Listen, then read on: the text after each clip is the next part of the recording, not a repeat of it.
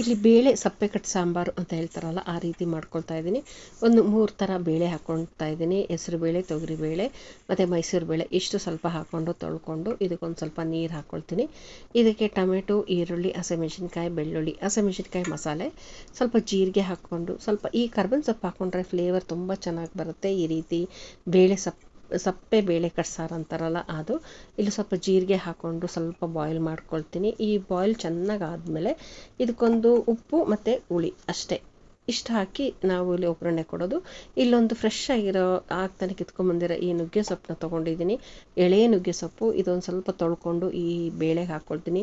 ಈ ರೀತಿ ಮಾಡಿದ್ರೆ ಇನ್ನೂ ಚೆನ್ನಾಗಿರುತ್ತೆ ಬೇಳೆ ಸಾಂಬಾರು. ಇಲ್ಲಿ ಹಾಕ್ಕೊಂಡು ಉಳ್ದಿದ್ದು ಸ್ವಲ್ಪ ಪಲ್ಯ ಮಾಡ್ಕೊಳ್ತೀನಿ. ಇದನ್ನು ಸ್ವಲ್ಪ ನೀರಲ್ಲಿ ಹಾಕಿ ಚೆನ್ನಾಗಿ ತೊಳ್ಕೊಳ್ತೀನಿ. ನಾವು ಇದು ಕ್ಲೀನ್ ಮಾಡೋದೇ ಸ್ವಲ್ಪ ಟೈಮ್ ತೊಗೊಳುತ್ತೆ. ಮಿಕ್ಕಿದ್ದು ನಾವು ನೀರಲ್ಲಿ ಹಾಕಿದ್ರೆ ಸಾಕು, ಕಡ್ಡಿಯೆಲ್ಲ ಕೆಳಗೆ ಬಂದು ನಿಂತ್ಕೊಂಡ್ಬಿಡುತ್ತೆ. ಈ ರೀತಿ ತೊಳೆದು ಇಟ್ಕೊಳ್ಬೇಕು.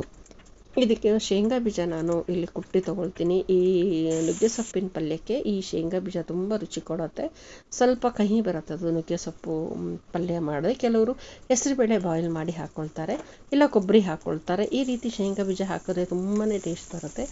ಇದಕ್ಕೆ ಸ್ವಲ್ಪ ಜೀರಿಗೆ ಹಾಕ್ಕೊಳ್ತೀನಿ ಒಗ್ಗರಣೆಗೆ. ಮಾಮೂಲಿ ಸಾಸಿವೆ, ಕಡಲೆಬೇಳೆ, ಉದ್ದಿನಬೇಳೆ ಮತ್ತು ಕೊಬ್ಬರಿ ಮತ್ತು ಒಣಮೆಣಸಿನ್ಕಾಯಿ ಖಾರಕ್ಕೆ ಹಾಕ್ಕೊಂಡು ಇಲ್ಲಿ ನಾನು ಹಾಕ್ಕೊಳ್ತೀನಿ.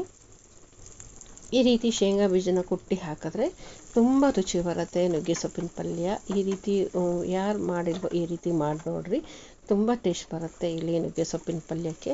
ಇಲ್ಲಿ ನಾನು ಎಲ್ಲ ತೊಳ್ಕೊಂಡು ಹಾಕ್ಕೊಳ್ತಾ ಇದ್ದೀನಿ. ಇದು ತುಂಬ ಬಾಯ್ಲ್ ಮಾಡಬಾರ್ದು, ಸ್ವಲ್ಪ ನೀರು ಹಾಕ್ಕೊಂಡು ಸ್ಟೀಮಲ್ಲಿ ಬಾಯ್ಲ್ ಮಾಡಿದ್ರೆ ಸಾಕು, ಚೆನ್ನಾಗಾಗುತ್ತೆ ಇದು. ಈ ರೀತಿ ಪಲ್ಯ ಮಾಡಿದ್ರೆ ಸ್ವಲ್ಪ ಜೀರಿಗೆ ಹಾಕ್ಕೊಳ್ತೀವಲ್ಲ, ಹಾಗಾಗಿ ಇದನ್ನು ಚೆನ್ನಾಗಿ ಬರುತ್ತೆ. ಈ ರೀತಿ ಪಲ್ಯ, ಈ ರೀತಿ ಸಾಂಬಾರು ಮಾಡಿದ್ರೆ ಈ ಪಲ್ಯಕ್ಕೂ ಸಾಂಬಾರಿಗೂ ತುಂಬಾ ಚೆನ್ನಾಗಿ ಬರುತ್ತೆ. ಇಲ್ಲಿ ನಾನು ಮಾಡ್ಕೊಳ್ತಾ ಇದ್ದೀನಿ. ಇದು ಲಂಚ್ ಬಾಕ್ಸ್ ರೆಸಿಪಿ.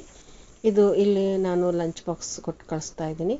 ಇಲ್ಲಿ ರುಚಿಗೆ ತಕ್ಕಷ್ಟು ಉಪ್ಪು ಹಾಕ್ಕೊಂಡು ಲಾಸ್ಟಿಗೆ ಹಾಕಬೇಕು. ಉಪ್ಪು ಹಾಕ್ಕೊಂಡು ತಿರುಗಿಸ್ಕೊಂಡ್ರೆ ಚೆನ್ನಾಗಿ ಬರುತ್ತೆ. ಇಲ್ಲಿ ಆಯ್ತು. ಇಲ್ಲಿ ನಾನು ಸಪ್ರೇಟಾಗಿ ಕೊಟ್ಟು ಕಳಿಸ್ತಾ ಇದ್ದೀನಿ. ಇಲ್ಲಿ ವೈಟ್ ರೈಸು ಮತ್ತು ಸಾಂಬಾರು. ಇಲ್ಲಿ ಒಂಚೂರು ಮೊಸರು ಹಾಕ್ಕೊಳ್ತಾ ಇದ್ದೀನಿ. ಮೊಸರು ಈ ಬೇಳೆ ಸಾಂಬಾರಿಗೆ, ಸಪ್ಪೆ ಕಟ್ ಬೇಳೆ ಸಾಂಬಾರಿಗೆ ಮೊಸರು ತುಂಬಾ ರುಚಿ ಬರುತ್ತೆ. ಇಲ್ಲಿ ನೋಡಿ ಹಾಕ್ಕೊಂಡು ನಾನು ಸಪ್ರೇಟಾಗಿ ಕೊಟ್ಟು ಕಳಿಸ್ತಾ ಇದ್ದೀನಿ. ಸಾಂಬಾರು ಸಪ್ರೇಟು.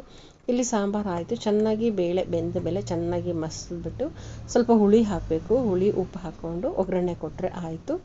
ಇಷ್ಟೇ, ಇದು ಸಾಂಬಾರು ತುಂಬಾ ರುಚಿ ಬರುತ್ತೆ ನುಗ್ಗೆ ಸೊಪ್ಪಿಂದು ಹಾಕಿದ್ರೆ. ಇಲ್ಲಿ ಸ್ವಲ್ಪ ಹಪ್ಪಳ ಹಾಕ್ಕೊಳ್ತಾ ಇದ್ದೀನಿ, ಸ್ವಲ್ಪ ಮೊಸರು ಮೆಣಸಿನ್ಕಾಯಿ ಹಾಕ್ಕೊಳ್ತಾ ಇದ್ದೀನಿ. ಇಷ್ಟೇ ಸಾಕು ಇದಕ್ಕೆ.